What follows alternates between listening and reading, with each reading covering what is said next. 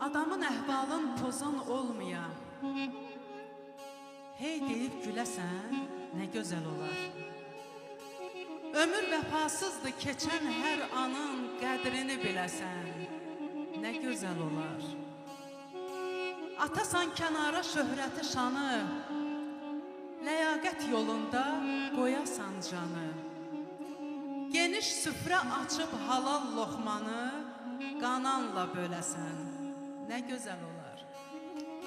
Başdaşa dəymədən açıla gözün, nurlu bir cığıra çevrilə izin. Ayrılıq, əyrilik, xəyanət sözün, lüğətdən siləsən, nə gözəl olar.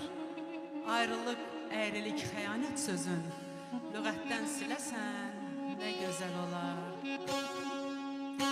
Başına döndüyüm, ay qəşəng pərim, başına döndüyüm, ay qəşəng pərim, adətdilər, yaz bənöv səni, adətdilər, yaz bənöv səni.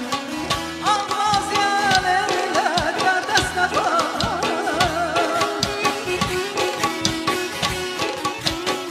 ağmaz yəlirlər, qərdəslə var.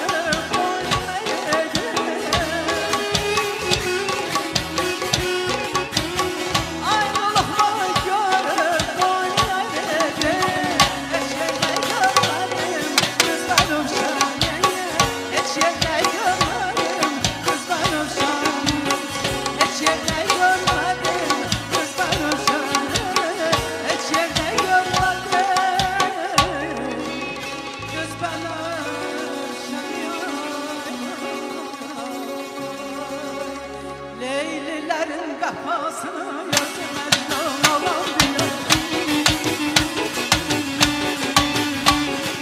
Leylilərin qapasını yazmazdan alan bilir. Ayrılığın cəfasını, ayrılığın cəfasını, yardan ayrı qalan bilir, yardan ayrı qalan bilir, yardan ayrı qalan bilir, yardan ayrı qalan bilir.